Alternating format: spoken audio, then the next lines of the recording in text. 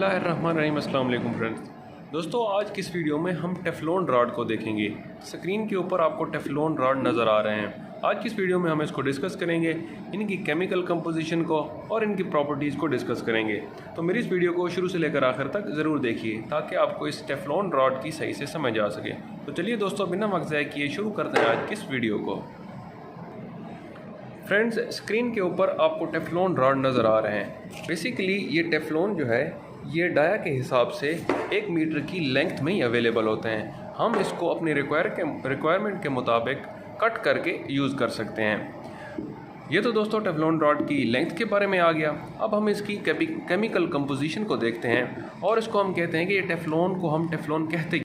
Friend, जो basically Teflon होता है, टेफ्लॉन को हम कहते हैं कि ये हमारे पास एक ट्रेडमार्क होता है, या हम कहते हैं कि ये हमारे पास एक ब्रांड का नाम है। टेफ्लॉन एक ब्रांड का नाम है। बेसिकली टेफ्लॉन क्या होता है? बेसिकली टेफ्लॉन जो होता है वो पॉलीटेट्राफ्लोरोइथाइलीन होता है। पॉलीटेट्राफ्लोरोइथाइलीन होता है और ये 2 चीज़ों की कंपोजिशन के साथ मिलकर बनता है। एक हमारे पास कार्बन होता है और दूसरा होता है पॉलीमर ऑफ फ्लोरीन, और जिसका मॉलिक्यूलर वेट हाई होता है। इन दोनों की केमिकल बॉन्डिंग या केमिकल कंपोजिशन या इन दोनों को मिलाने के साथ जो हमारे पास मटेरियल बनता है, या हम कहते हैं कि ये पॉलीटेट्राफ्लोरोइथाइलीन बन जाता है, और उसी को हम टेफ्लॉन कहते हैं। टेफ्लॉन, जैसा कि मैंने बताया कि ये फेमस हो चुका है, लेकिन ये होता ब्रांड का नेम है, और ये बेसिकली पॉलीटेट्राफ्लोरोइथाइलीन होती है।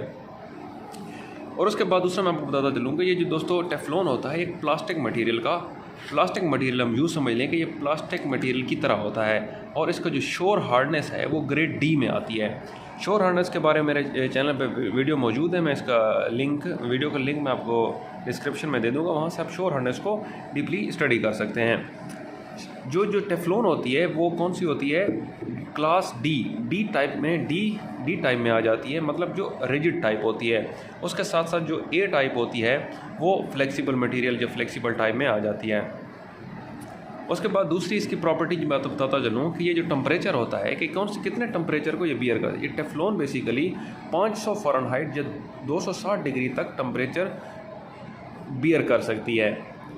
इसका मेल्टिंग पॉइंट बहुत ज़्यादा हाई होता है। एक तो इसका टेम्परेचर बियर करना हो गया, और 500 फ़ारेनहाइट से लेकर 260 डिग्री तक इससे किसी भी चीज़ का ये जो टेफ्लॉन होता है टेम्परेचर बियर कर सकता है। लेकिन जैसे हम इसको मेल्टिंग की बात करते हैं कि इसका मेल्टिंग पॉइंट होता है, ये मेल्टिंग पॉइंट इसका बहुत ज़्यादा हाई हो जाता है, मतलब तकरीबन जो है 350 डिग्री सेंटीग्रेड तक ये जाके मेल्ट होता है। लेकिन ये आम सूरत हाल में ये मेल्ट नहीं होता। इसके लिए ख़ास ब्लेजिंग फ्लोरीन गैस या कोई मोल्टन मेटल होता है, उसको हम उसके अंदर ये डिज़ोल्व हो जाता है, उसके अंदर ये मेल्ट होना शुरू हो जाता है। ख़ास तौर के ऊपर जो ब्लेजिंग फ्लोरीन गैस होती है या हम मोल्टन मेटल होता है, वो उसके ज़रिए से ये मेल्ट होना शुरू हो जाता है।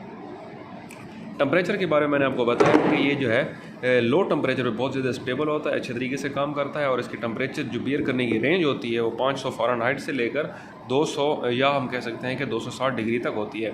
टेंसाइल स्ट्रेंथ और कंप्रेसिव स्ट्रेंथ की बात करते हैं तो ये 2500 से लेकर 4000 PSI तक टेंसाइल स्ट्रेंथ होती है, और उसकी जो कंप्रेसिव स्ट्रेंथ होती है वो 3500 PSI तक होती है।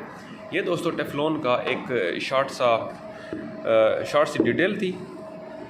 तो उम्मीद करता हूँ कि आपने इस टेफ्लॉन के बारे में आपको थोड़ा सा आइडिया होगा। मज़ीद अगर इसके बारे में आपका कोई क्वेश्चन है तो काइंडली कमेंट बॉक्स में ज़रूर मेंशन करें ताकि हम उसको अगली वीडियो में डिस्कस कर सकें। तो दोस्तों, वीडियो देखने का बहुत शुक्रिया।